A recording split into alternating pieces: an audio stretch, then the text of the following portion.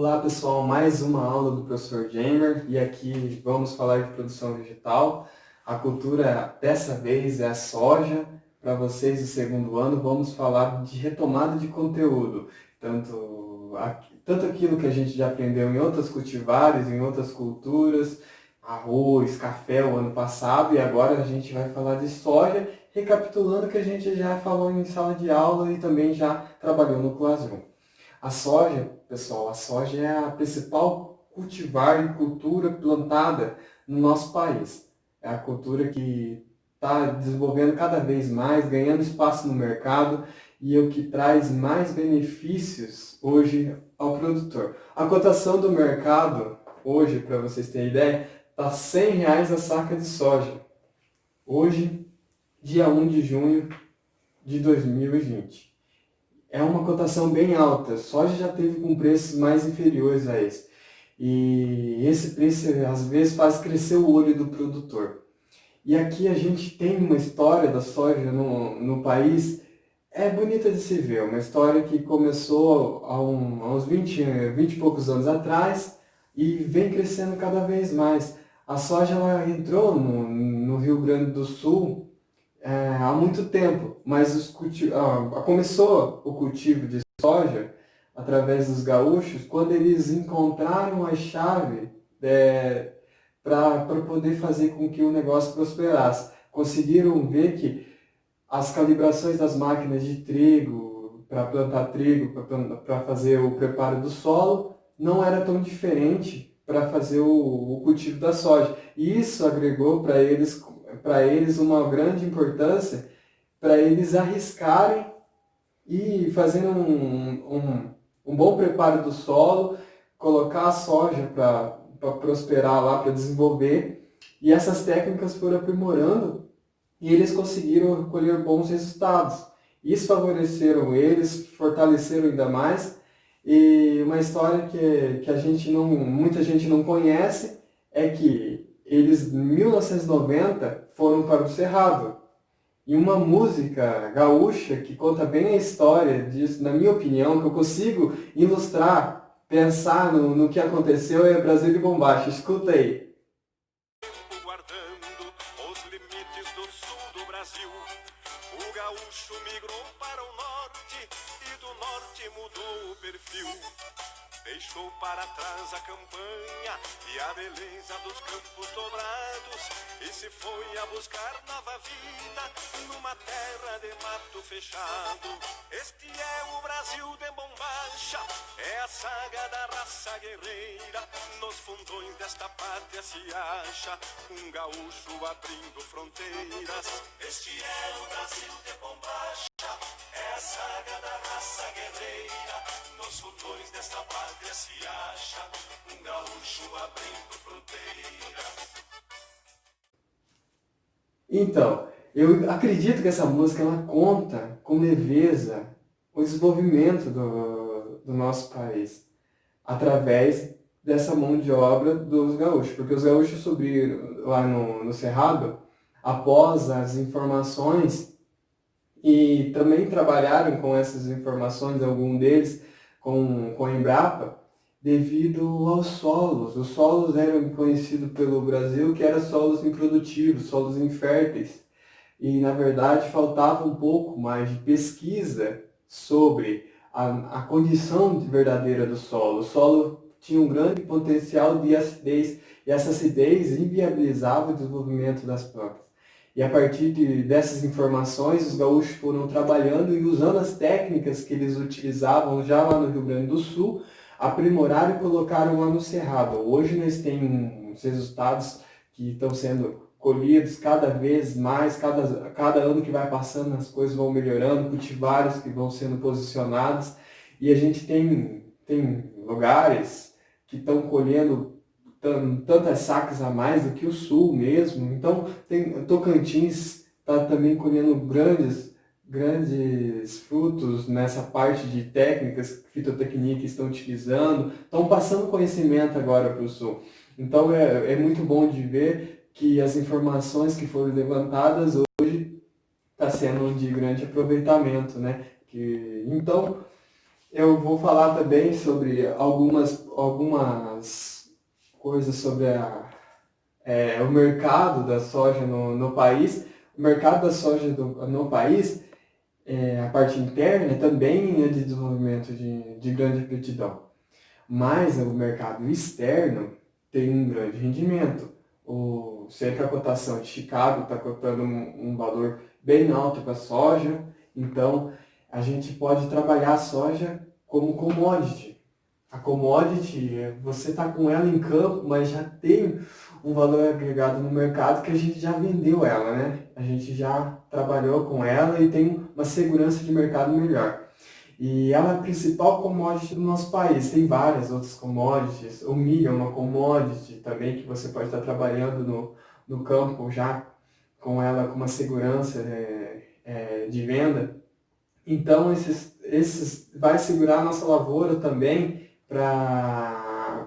Na verdade, o que vai segurar a nossa lavoura vai ser o zoneamento agroclimático junto ao seguro do banco, mas o que vai ajudar a gente para a gente vender com bom preço é trabalhar com commodity.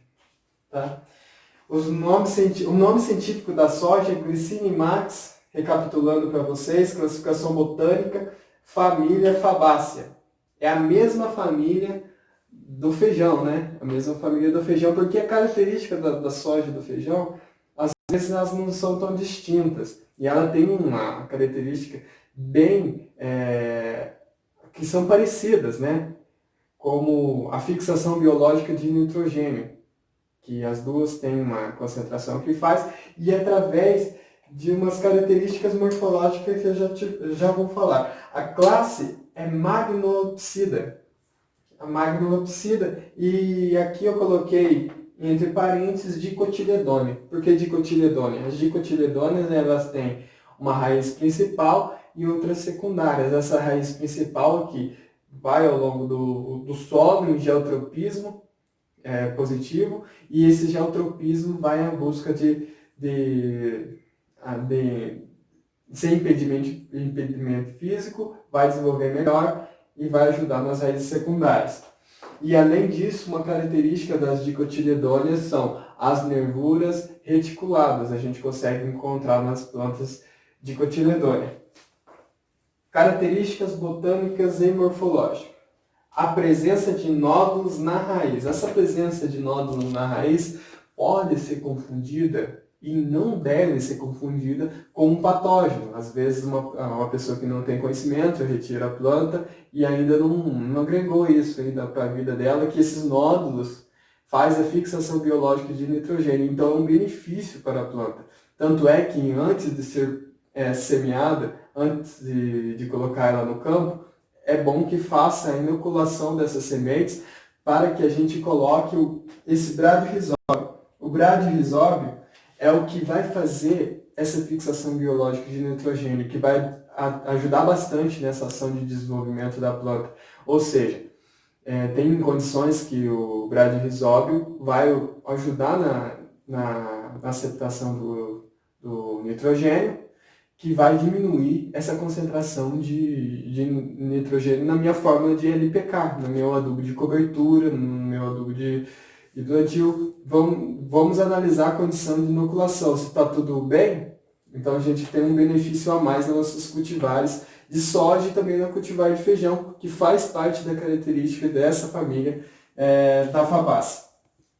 O sistema radicular com raízes principais e secundárias. E nessas raízes secundárias, boa parte dos nódulos estão aplicados ali. E se a gente vê um nódulo, a gente sabe que se ele estiver ativo, ele está com o bradyrhizóbio fazendo a absorção do nosso nitrogênio.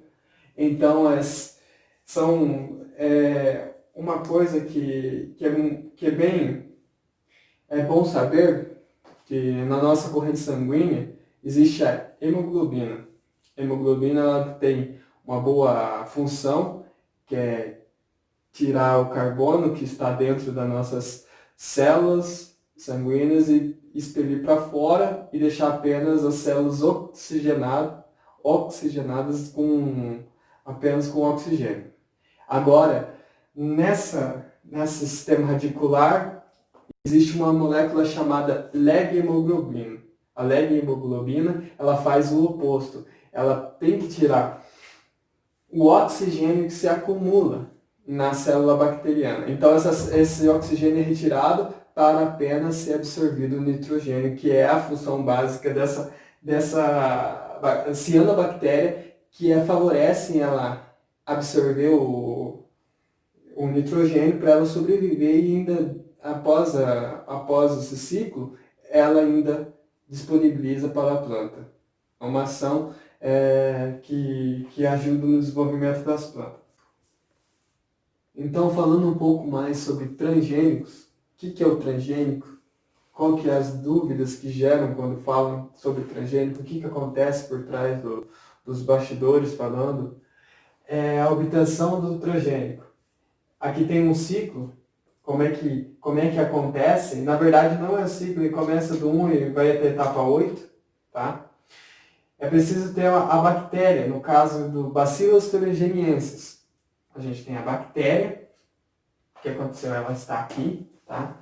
E a gente, isolamento do DNA bacteriano, tá? Isolamento do DNA bacteriano, a gente isola ele. Depois a gente passa clonando o DNA. Clonando o DNA, aqui a gente tem a informação do DNA. Depois, extração do gene de interesse. A extração do gene de interesse, a gente pode levar à tona que é a proteína do Bacillus thuringiensis. É aquela proteína que a gente vai extrair com o objetivo de colocar na planta e a lagarta ir lá comer a folha e sofrer as lesões. Ela vai passar, devido à divergência de pH no sistema digestivo, e ela vai passar essa proteína para a hemolinfa, acontecendo uma lesão generalizada até a lagarta morrer. Então, do 5 ela vai para o 6, que é a inserção do transgênio no tecido da planta. Quando essa inserção acontece no tecido da planta, a gente cria uma planta transgênica.